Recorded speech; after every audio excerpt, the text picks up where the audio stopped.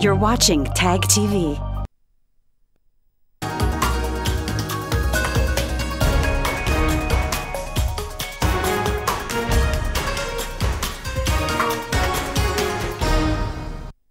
Hello viewers, I'm your host Surbhi Sharma with another episode of South Asia Focus.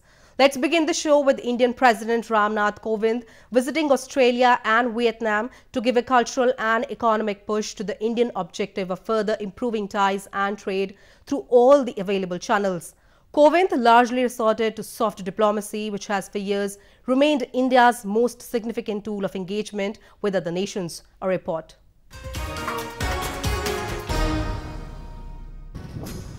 On a state visit to Australia, one of the members of Quad and India's growing ally, Indian President Ram Nath Kovind, was accorded official military honours at Admiralty House by Governor-General of Australia, Sir Peter Cosgrove. This was Indian President's first visit to any country to give a push to the diplomatic camaraderie the country has been reaching out for in recent times. A slew of agreements were signed between the two nations, ranging from area of disability and to deliver services to differently abled, expenditure in India and Australia to facilitate bilateral investment. Agreement was also signed between the Central Mine Planning and Design Institute, Ranchi, and the other Commonwealth Scientific and Research Organisation, Canberra, to foster scientific collaboration and innovation. Two agreements were also signed in the field of agriculture and technology. President, along with Australian Prime Minister, unveiled the statue of Mahatma Gandhi at Parramatta town as part of the ongoing 150th birth anniversary celebrations of the great Indian freedom fighter. The life-size statue, which is a gift from the Indian government, is identical to the one presented to the city of Brisbane in Australia in 2014. Mahatma Gandhi belongs not just to India, but to the entire world. His universal teachings have a special resonance in all corners. In these times of strife, his powerful message of non-violence and peaceful coexistence stands all the more relevant. Mahatma Gandhi, spiritual leader and the father of India's independence, showed the world that the power of weapons and violence are no match for the strength of peace, non-violence and tolerance. Australia also, our instincts are always towards peace. The talented artists from Australia revealed vivid colours of their culture and art by presenting mesmerising dance performances that left the audience spellbound. This has been the first ever visit by an Indian president to Australia as part of India's continuing and growing engagement with countries in the Indo-Pacific region. Earlier, President also visited the Socialist Republic of Vietnam, where he discussed all means in order to provide an impetus to the India-Vietnam relationship. Moving on, the newly formed government in the Maldives has decided to reconsider the free trade agreement with China, which was signed by Abdullah Yameen. Former president and a prominent voice for the new coalition government, Mohammad Nasheed, the chief of the Maldivian Democratic Party, has called the agreement one-sided and exploitative. A report.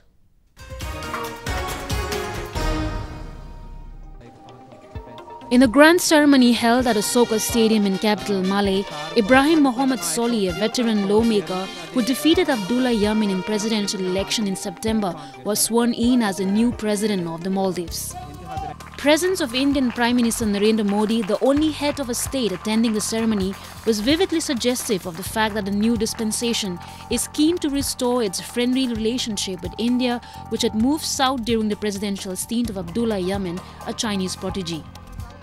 A statement issued by the Indian External Affairs Ministry after the meeting between the leaders said that Modi had assured Solih the Indian support through economic difficulties. The big worry for Solih's team is the debt the country has run up with the Chinese lenders for projects such as a mile-long sea bridge connecting the airport to the capital, the airport expansion itself and massive housing projects on reclaimed islands.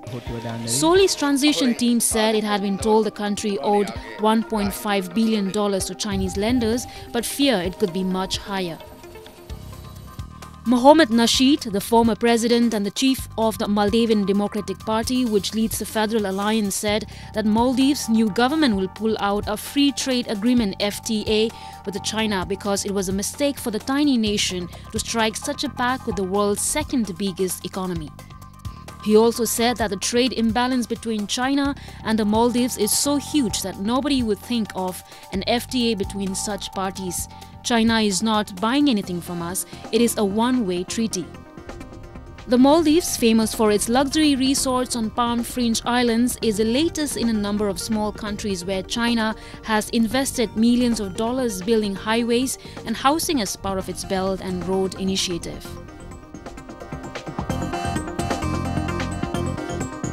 But these projects have left the country of just over 400,000 people in debt and have prompted calls for investigation into how contracts were awarded to Chinese companies during the previous administration. To know more about the changing dynamics of the Maldives, we have Mr. Kamar Agha, a senior journalist and an expert of foreign policy affairs of India. Mr. Agha, how do you analyze the political development in Maldives, where the newly formed government is mulling the cancellation of free trade agreement with China? I think it's a very positive development, at least once again, there are hope, democracy would be revived as promised by the newly elected government, And the second thing, they would have, they'll try to balance ties between China and India. That is another good thing for us. And third thing, this free trade agreement was basically in favor of China. China was the one who was dumping its products or goods in Maldives. There was not much trade from or exports from Maldives to China. So it was basically one-way traffic, and Maldives were losing very badly in this trade.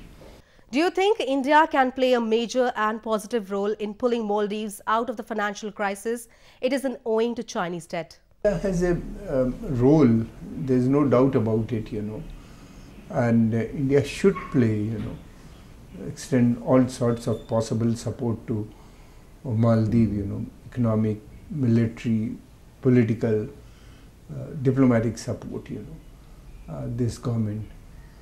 Because it's a very strategically located island, nation, archipelago, and therefore it is in the interest of India to ensure friendly ties with that country, and that is possible only under the democratic rule, and India would be helping and had helped in the past as well. And see to it, it should come out. Thank you, Mr. Agha. Moving on, a protest march against Pakistan government was carried out in the Bagh district of Pakistan-occupied Kashmir. The protesters demanded an immediate end to the Pakistan's regular attempts to intrude their territories through unabated construction of mega projects in Gilgit-Baltistan and POK. A report.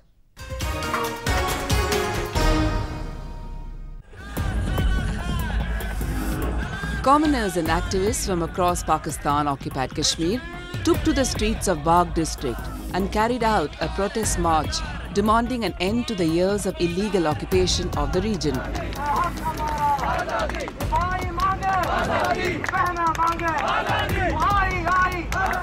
United Kashmir People's National Party, that has been struggling for Kashmiri independence from the clutches of Islamabad, had made the call for the protests. While demonstrating against the Pakistan establishment, the activists underlined the cruel, materialistic designs of Islamabad, under which the widespread illegal construction of dams and other projects is being pursued in the region, rendering hundreds of indigenous people homeless. Justifying people's rage and supporting people's demands from Brussels, Jamil Maqsood, former Central Secretary Foreign Affairs of UK PNP, slammed Pakistan for violating state subject rule in Gilgit-Baltistan and other parts of Pakistan-occupied Kashmir. The party leaders, including the exiled chairman Sardar Shaukat Ali Kashmiri, made a vehement demand that Pakistan should refrain from constructing mega dams and other such projects which aimed to exclude the people from the local development. Sardar Shaukat Ali Kashmiri and local leadership in public meeting, public gathering and public rally demanded government of Pakistan to stop the construction of the Amar Basha Dam in Gilgit-Baltistan and also the violation of state subject rule in Gilgit-Baltistan and in some parts of Pakistani occupied Kashmir. The party leadership also expressed their concern that the government of Pakistan is violating state subject rule in Rawalakot, in Kotli Bagh, Neelam, Zafrabad and other areas, and allocating land to its retired military officers, bureaucrats and businessmen. Agitated at Pakistan's regular attempts of intrusion to establish an illegal ownership on lands in Gilgit-Baltistan and POK, the UK PNP activists demanded an immediate shutdown of projects running under the flagship of China-Pakistan Economic Corridor. The project has drawn massive criticism and is seen as a strategically motivated attempt of Pakistan to compensate the huge debt it has accrued from China. The United Kashmir People's National Party on international forums and with the regional political powers and with the regional governments also demanding that they should use their influence to stop Pakistan of creating such an hostile environment after China-Pakistan Economic Corridor, and that corridor and that project is not a pro-people project. We are in a view that that project is a pro-military and it has a strategic interest and it is not aimed to develop local people either in Gilgit or in Zafrabad or in Balochistan or elsewhere in Pakistan. So we demand that this project should be immediately stopped. Activists have ramped up their efforts against Pakistan's illegal occupation in POK and Gilgit-Baltistan. The movement has received a shot in the arm, with international community weighing in of late, upholding the issue of self-determination and territorial affairs of POK and Gilgit-Baltistan. Moving on to Bangladesh, where the repatriation and the relocation process of Rohingya refugees, which was scheduled to begin this month, has been postponed till the new government formation in the country. While sources have cited the election as the principal reason behind this, many say it was the improper repatriation management led to the decision. A report.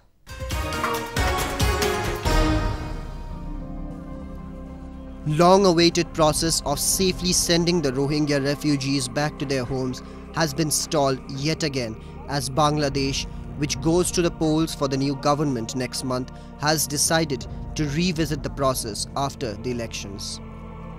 However, it comes as a respite to those who had repeatedly expressed their apprehensions on the process of sending the besieged refugees back without proper security to their life in Rakhine. Along with the demands for justice and citizenship, the Rohingyas have been demanding to be relocated to their original villages with guarantee of safety. After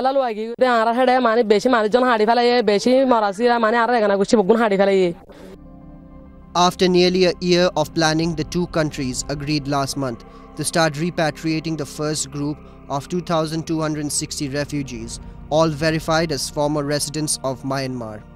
However, in a recently released report by a rights group, Fortify Rights, it suggested Bangladesh to postpone repatriation until Rohingyas' rights in Myanmar are restored.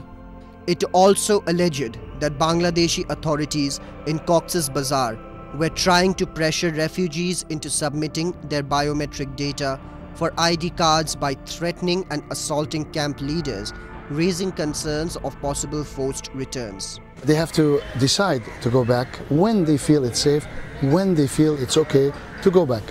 And we support them.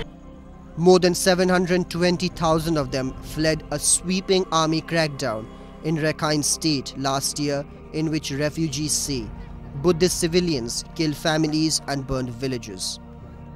United Nations mandated investigators have accused Myanmar's army of a genocidal intent and ethnic cleansing. However, Myanmar has denied almost all the accusations, saying its forces engaged in counter-insurgency operation against terrorists. Bangladesh and the UNHCR began issuing the cards in June in a joint effort aimed at providing refugees with secure IDs and better access to services and assistance. Refugees who accuse that Myanmar does not recognize Rohingya among the native ethnic groups eligible for citizenship say that national verification cards the government wants to issue them would only entrench their status as second-class residents. Moving on to Afghanistan, wherein what is being called as the deadliest attack in the country this year, a bomb blast ripped through the banquet hall of a religious gathering in capital Kabul. While more than 50 people were dead, scores others were severely injured. Surprisingly, none of the two terrorist organizations, Taliban and Islamic State, which was largely responsible for all the attacks in the country, have owned the responsibility. Report.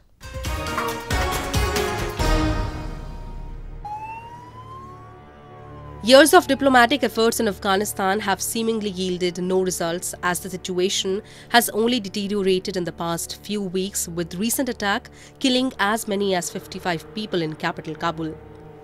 Most of the victims belong to the Ulema Council, the country's largest religious organization, which had called for the gathering of scholars from Sunni sect. The religious scholars, especially those who have any kind of association with the government, have always remained the target of the terrorists. However, to the surprise of all, nobody from either of the organizations claimed the responsibility of the attack.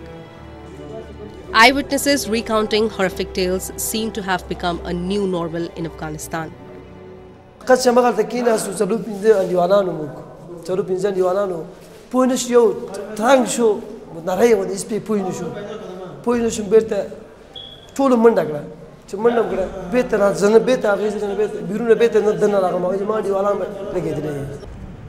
The data suggestive of any increasingly fragile security situation of the country says that the country has lost as many as 3,000 nationals in the last 33 months, with more than 150 lives being claimed in this month alone.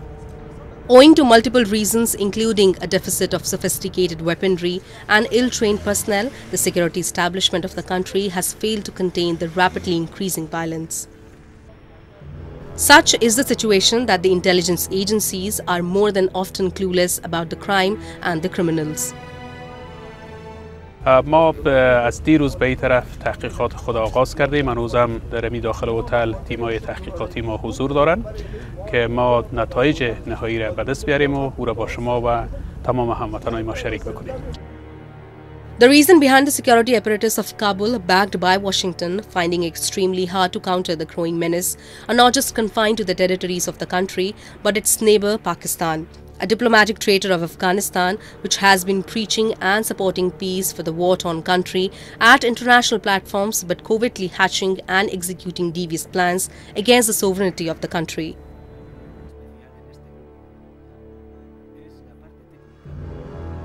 Afghan leadership has time and again accused Pakistan of being hand in glove with terrorists, providing them resources, training and weapons to carry out attacks to destabilize Afghanistan. In an assertive effort of the late, Afghan authorities and the deployed NATO forces are taking strict vigil on the activities which are being planned by Pakistan-backed terror outfits. The Afghan Taliban and the Haqqani network crosses over the Durand line to create disturbances in the country. Moving on, the Pushkar Fair in Rajasthan province of India is famous for being the world's largest cattle fair. Though the original intention behind organizing this fair was to attract local camels and cattle traders to do business during the holy Kartik Purnima festival held in Pushkar, but now it has become a major tourist attraction, with the camel trading part being surpassed by a formal program of activities arranged by Rajasthan Tourism.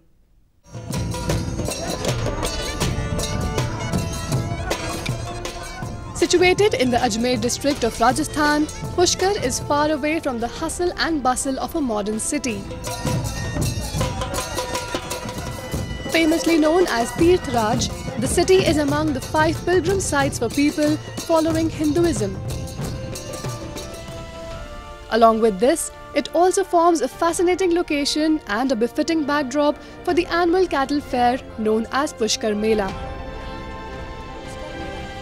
It is the most popular and colourful fair of the Thar desert that begins on Kartik Shukla Ekadashi and goes till Kartik Purnima. During this time, tourists from all around the world come in huge numbers to experience the beauty of Rajasthan. I feel like home. It's my second home. I love Pushkar, I love the people, I love Rajasthan. I'm in love with India. It's like going back in time, 100 years back in time. I feel blessed to be here. On record, Pushkar Fair is the world's largest camel fair where around 50,000 camels gather. The entire fair is segregated into 3 parts. The first one is the cattle fair, in which hundreds and thousands of herders and nomads gather in the area around the Pushkar Lake to buy and sell their livestock. Apart from the camels, animals like horses, cows, sheep and goats are being traded here. Further, there are competitions among the colourfully decorated camels where the winner camel is prized healthily. For the convenience of the visitors, there is an elevated sitting arena with specially designed tented viewing gallery from where they can take a better view of the activities. I feel amazing. It is incredible. It is many people coming together, sharing, enjoying beauty, magic, wonder. It's very important, and it's important that people know about these creatures that are very, very special in Rajasthan. They work, they provide milk, they provide food, they provide beauty. It's very, very beautiful. In the other segment, there is a cultural fair in which numerous makeshift stalls are set up catering both to human and the cattle. Clothing, jewelries, handicrafts carry an ethnic charm with a typically Rajasthani aura. Besides it, the hugely versatile cultural repertoire of Rajasthan comes alive in the Pushkar Fair in form of folk dance, music, games and much more. Football match is an interactive activity held during the fair where local and visitors compete against each other. Oh, it's so much fun. It's just so slippery, so you're sliding all over the place, but it's really fun. Tired. Yeah, what about you? Yeah, good, very hot. It was hot. But very fun. Different to Australia. Oh, it's beautiful. The outfits are so colourful and lots of camels, beautiful animals. Animals. Yes. I love it. Very good. The third segment covers the holy dip in the mythological significant Pushkar Lake. According to Hindu mythology, all the 330 gods and goddesses of Hinduism assembled at Pushkar Lake on the day of Purnima, the full moon night, to consecrate it, making it all the more sacred. तीर्थराज पुष्कर जो है, पुष्प कर यानी हाथ, पुष्कर 2 शब्दों से बना है कि ब्रह्मा ने आज ही के दिन महायज्ञ किया था तीर्थराज पुष्कर के अंदर, जो विश्व में विख्यात है। यज्ञ की पूर्णाहुति के लिए साथ में गायत्री के साथ में बैठ करके यहाँ यज्ञ किया था। उसी के उपलक्ष्य में और नई फसल आती है, उसके उपलक्ष्य में दीपावली पर्व आता है, उसके उपलक्ष्य में ये कार्तिक का मेला लगता है और सभी प्रकार के पशु आते हैं, घोड़ा, ऊंट, गाय वगैरह सभी प्रकार के पशुओं का अंतर्राष्ट्रीय मेला है।